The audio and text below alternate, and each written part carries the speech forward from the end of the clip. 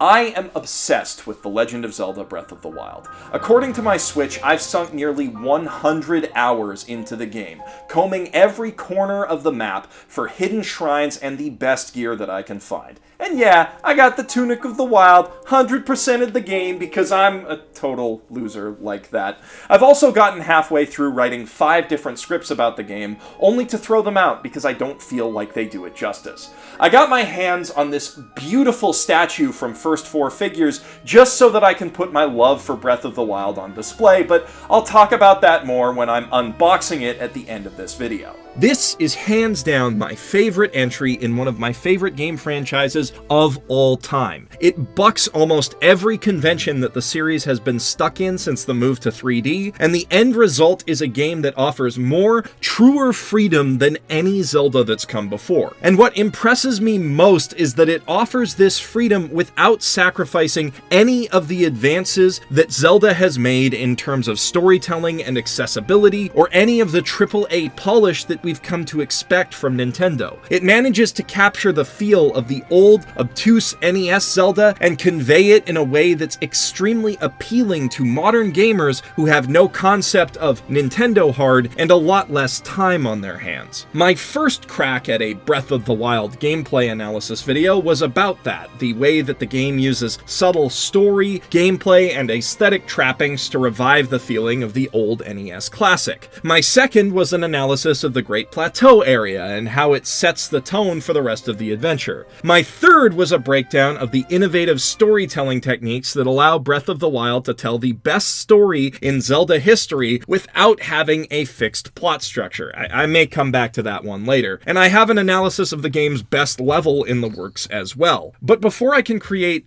any of those videos, I feel like I have to address some of the mounting criticism against the game and the series as a whole. Because there's this growing anti-fanboy backlash against the game that's almost as ridiculous as what some of the fans have done to defend it. And some, let's call them idiots, are crying that Breath of the Wild is just the latest victim of the Zelda cycle. For the uninitiated, there's this idea in popular internet culture that Zelda games are trapped in a cycle in regards to their popular reception. This is a lot like the Sonic cycle of hype, disappointment, and resentment, except that the Sonic cycle is actually a thing. The idea of the Zelda cycle is that when a new mainline Zelda game comes out, it's praised as a masterpiece by the gaming media, who are openly ignoring its flaws for some nebulous reason. But as it gets into the hands of true gamers, those flaws are exposed and brought to light, and the game is downgraded to the 8 out of 10 it's so rightly deserves. But it's really only Twilight Princess and Skyward Sword that have seen significant backlash from Zelda fans, mostly because they're flawed in ways that review well. What do I mean by that? Well, professional video game reviewers play games a little differently than your average gamer. And by that, I don't mean that they have more nuanced or educated opinions about video games. I've worked with a lot of them, and trust me, they don't. What I mean is that they have certain play habits that are enforced on them by the nature of their job, which in turn affect the way that they value a game. And those habits aren't necessarily the same as YouTube reviewers, who have to see as much of a game's content in as little time as possible, but don't have a strict deadline. Because review code is often sent out under a week before a game's release, and that's if it's sent out at all, reviewers frequently have to binge on games in order to finish and review them in time. This is true of 3-hour indie experiences and 300-hour epic RPGs alike, although companies like Atlus have been known to graciously send out review copies early. That can make huge games that are meant to be consumed in manageable chunks at a slow pace a little less palatable. And conversely, it can make shorter games that are meant to be played in a few prolonged bursts a lot more enticing. Reviewers also play a lot more games than your average player, which means that they see a lot of the same things repeated, and they tend to overvalue novelty. They also play a lot of broken games, especially in this age of the day one patch, and that means that they tend to be impressed when a game shows a lot of polish and not a lot of bugs. Of course, any gamer wants to be in a state of flow, that is, a state where their skill keeps perfect pace with the challenge that a game provides. What's with Games explains that a lot better than I can here, and that's an important factor for game reviewers as well. So, game reviewers tend to prefer games of medium length that let them feel skilled without challenging them too much, that constantly introduce them to new ideas, and that are very technically polished. Knowing that, you can see why something heavily scripted and well-produced like Uncharted would fare so well with reviewers despite its lack of substantive, consistent gameplay. And you can also see why the 3D Zelda formula that defines Skyward Sword and Twilight Princess would be so appealing. These are games that give you a sense of exploration while keeping you on rails to the point where you can't really get lost. They introduce a new mechanic with every dungeon to keep things fresh and move on to the next one before you have a chance to realize that it was really just another contrived key for a very contrived lock. Their combat encounters, particularly boss fights, make you feel like you're gaining a deeper understanding of the game's mechanics when really you're just getting a handle on a new gimmick while falling into the rhythm of waiting and responding that the games strive to put you in. And of course, as Nintendo games, they're very pretty to look at and very technically sound. It's rare you'll encounter a glitch that significantly brings down the experience in any Nintendo game, and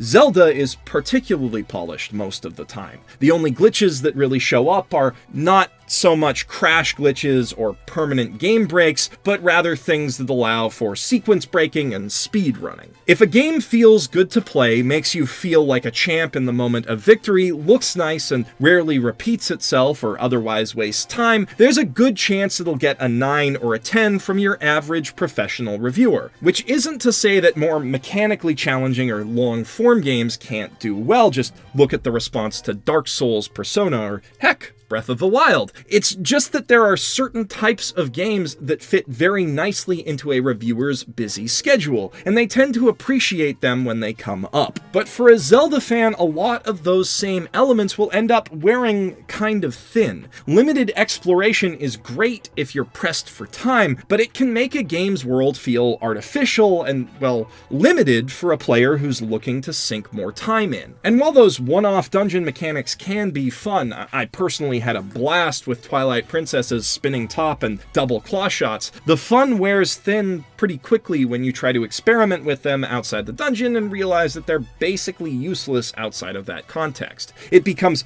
painfully clear when you're backtracking in search of pieces of heart, looking for convoluted locks that fit your new set of convoluted keys. The hour-long tutorials that ramp up to the story are a lot less fun when you try to replay these games, and the cool set pieces that define their dungeons tend to feel pretty stale the second or third time through. It's not a matter of bias or some secret Nintendo conspiracy among reviewers. It's just that different playstyles reveal different advantages and disadvantages to the design of these games. But that's clearly not the case with Breath of the Wild because it's not designed like other 3D Zelda games. Every item in the game has multiple uses. You are free to go anywhere right from the outset and take any route that looks appealing to you on your way there. You can make any detour that you feel like. The only thing standing between you and collecting every spirit orb is your combat skill and ingenuity. Breath of the Wild is designed brilliantly so that no matter what direction you choose to head off in, you will naturally find a state of flow. The only barrier to progression is enemies getting too strong, and if they don't get too hard for you, the sky is the limit, or well, the edges of the map are. It's also designed so that you can finish it at pretty much any time. If you just plow through the Divine Beasts and head to fight Ganon, you can finish it in about 15 hours easy. It'll take about 30 if you go for the Master Sword and all of the memories in order to get the true ending, and 100 if you go for 100% completion. Or if you're good enough, you can beat it in an hour if you jump off the Great Plateau and head straight for Hyrule Castle. And really, you can complete the game at any point in between those two extremes. This means that a reviewer can play as much as they have time to enjoy and still complete the main story, while a regular player with more time to enjoy it has plenty to sink their teeth into and explore. And the game's multiplicative game design, where hugely varied gameplay emerges naturally from the interactions of deep, complex, interwoven game systems, coupled with a combat system that gives you a wide range of options for every encounter, allows for replays where you rarely see the same thing twice. What I'm saying, in short, is that this is a good video game, and that's why it's getting so many good scores.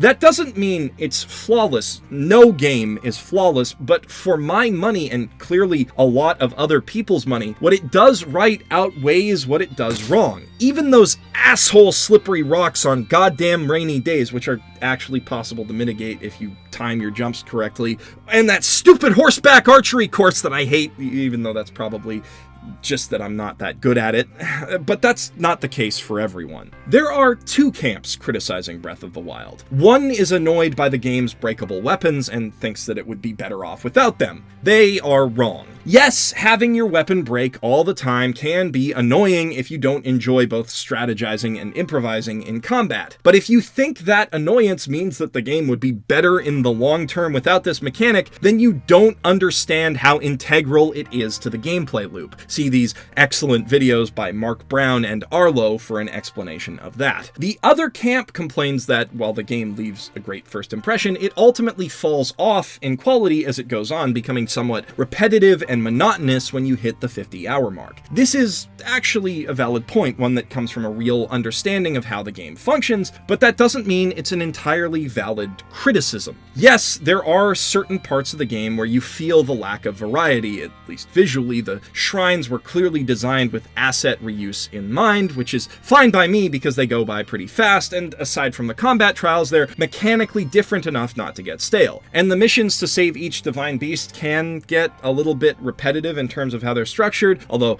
the Zoro one is an absolute highlight of the entire game, but I don't let that bother me that much, and there's only 4 of them. Yeah, fetch quests are kind of boring, although it's worth noting that Breath of the Wild mainly uses them to make grinding for materials more palatable, and they take up very little of the game's total runtime. Plus, there are a lot of quests with unique stories or unique mechanics that are actually pretty interesting. And yes, the longer you play, the more cutscenes and loading screens for going into each of the shrines begin to grate, even if they are skippable. By Super Bunny Hop's estimation, they add up to nearly 2 hours when you complete all 120 shrines, and that's a little nuts. And speaking of nuts, hunting down all 900 Korok seeds will drive you crazy and absolutely is not worth it. These were designed to be constant diversions on your way from point A to point B, like yellow coins in Mario, not completionist collectibles, and treating them as such will make the game less enjoyable for you.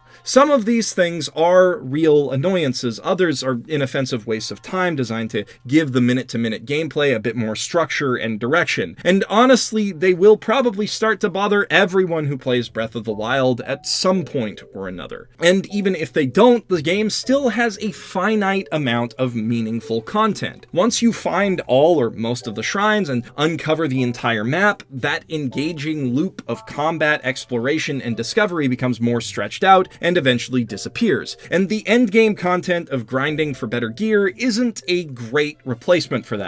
Now, that hasn't happened to me yet, and I'm in love with the game to the point where I 100%ed it, and now I'm kind of itching to go back and replay the entire thing, but I will get tired of it sooner or later because it's not meant to be played forever. No game is, and anyone who says otherwise is a British liar. And that's why I think that these complaints aren't as big a problem for Breath of the Wild as some people are making them out to be, because with any open-ended gameplay experience, the end game is that you exhaust whatever content is keeping you engaged, and then you stop. That's just how these games work. You may lose interest and stop after completing the main story, or after finishing every side quest or shrine, or after finding every hidden item in the game and filling out your glossary, but with any game that wants you to play at your own pace, at some point you will have to finish at your own pace. That's true for Grand Theft Auto 5 and The Witness and Animal Crossing and Fallout New Vegas. These are all games that I have loved and eventually grown tired of. But the fact that stock trading isn't as fun fun as planning heists doesn't detract from the enjoyment that I had with GTA 5 the first time through, and it does nothing to bump that game down from a platinum medal recommendation for me. That gradual endpoint is fundamentally no different from the moment that you cross the Rainbow Bridge in Ocarina of Time. Well, I mean, it is different if you choose to keep going past the point where you're having fun, or if you don't bother to complete the story and get closure after you start to feel fatigue, but letting you direct your own experience inherently means that you can give yourself a suboptimal one. To speak to another one of my favorite things, it's the difference between going to Disneyland for a weekend versus living in Anaheim and having a season pass. When you're there on limited time, you make an itinerary, try to hit as much as you can that interests you, and get swept up in the illusion of magic that the park creates. At the end of your trip, you've had some thrills, some moments that will stick with you for the rest of your life if you've done it right, and hopefully left on a satisfying note with fireworks or something. If you have a season pass and you live near the park, you can take it in at your leisure. You don't have to rush to hit any of the rides except for Radiator Springs Racers, because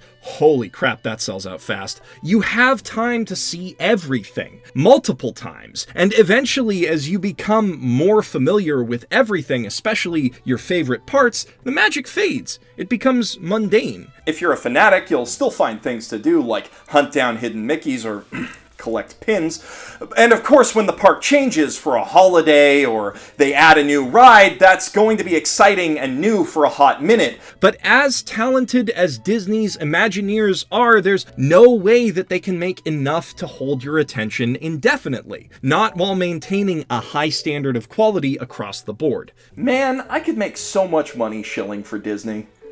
But I digress. The Disneyland problem applies to any designed open-ended experience. And I don't think that it takes away from the quality of that experience. Disneyland is one of the greatest theme parks in the world, and that's not negated by the fact that you can eventually get bored with it, because humans can get bored with anything. The only game that can promise and deliver on an endless supply of interesting things to do is one with multiplayer and user-generated content, like Minecraft, Eve, or Second Life. Other players can provide more fresh interactions and new content than any developer could possibly create. But even then, at some point you are gonna get tired of these games and move on, at least for a while. Because with any game, replaying it or picking it back up again is always an option. And that, I think, is the deciding factor in determining if a long or open-ended game is truly great. Does it make you want to pick it back up again after some time off? Can you replay it and enjoy it a second or third time through? Does it leave you wanting more as soon as you're finished? Those, to me, are signs of a masterpiece, or at least something worth recommending. And would I recommend Breath of the Wild?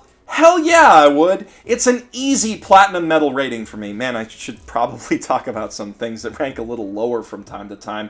And right now, it's my front runner for Game of the Year. I'm definitely planning to pick it up again and play through hard mode once that's out. All things considered, that'll probably be when I get bored of it. But that won't make the time that I spent enjoying it any less amazing. I'm not saying everybody has to love Breath of the Wild. It impressed the hell out of me at every turn, but as a game design student and old school gamer, I've got my own inherent biases that feed into that. Everyone has their own inherent biases, and be they a game designer, a game reviewer, a YouTuber, or your average gamer, you can't fully understand someone's opinion until you understand where it comes from. On that note, my friend Super Bunny Hop made a video of his own about Breath of the Wild that kind of spurred me to write this one, and I think it demonstrates that the specific pressures placed on a YouTube reviewer might actually be detrimental to their enjoyment of the game. But he voices his frustrations much more eloquently and poetically than I have time to do here, so I encourage you to listen to his take on it. Before you do that, though, I really want to talk about this figurine. If you haven't heard of them, First 4 Figures makes the nicest collectibles I've ever seen outside of Japan. Their PVC figurines are expertly sculpted, wonderfully detailed, and made to a standard of quality that you just don't see from Western manufacturers. I know that sounds super advertising, and I know that I'm the shill king, but I'm actually not being paid to say any of that. I just reached out to them and asked if they could send me a figure to open because, if you hadn't noticed, I really like collecting figurines. And I'm really happy I did, because Breath of the Wild turned out to be one of my favorite games of all time. Maybe my favorite game of all time, actually. And now I've got this beautiful display piece to honor it. I almost don't want to take it out of the box because the box looks so nice, but you know I've gotta. I don't even have to tell you how gorgeous this thing is. And this isn't just a pure PVC figurine either. They used a lot of different materials. The details on the bow are incredible. This is a real leather drawstring. This thing looks incredible from literally every angle. There is no place where I can put this that it doesn't look great. Most of these details are in fact sculpted in. The individual detailings on that, yes, there's paint on them, but that's actually like a raised surface. If you love Breath of the Wild even half as much as I do, this thing is worth picking up, and it's one of their more affordable figures. This isn't the only Zelda statue that they have either. They have a beautiful display piece of Link and the King of Red Lions from Wind Waker, and a full-scale Majora's Mask that I just need. Obviously, these are premium collector's items, but if there's a game that you want to show your love for, there are few nicer ways of doing it. Personally, I've got my eyes on their Okami, Skies of Arcadia, and Jet Set Radio statues. They're branching into anime now, too, and you better believe that I'm gonna have something to say about that line of figures in the near future. If you want to pick up one of their figurines for yourself, you can do so at first4figures.com or from a number of licensed retailers. They have a club where you can show off your figure collection at facebook.com/first4figures, as well as a YouTube channel where they demonstrate how the figures are made, which is pretty cool. I'll leave the links to all of those things in the doobly-doo. Thank you for watching. Thank you especially if you've subscribed, left a comment, or supported me on Patreon like a true hero of time. If you want to hear me talk about Zelda some more, here's a link to my first Breath of the Wild video. Or if you're in the mood for another argumentative video essay, I recommend checking out Avatar is an Anime, F*** You, Fight Me. Please bleep out, F*** You, Fight Me. We're trying to keep the fucks out of this for the kids. And if this is the last that I see of you today, then I'm Geoff Thew, professional shitbag, signing out from the Lost Kingdom of Hyrule.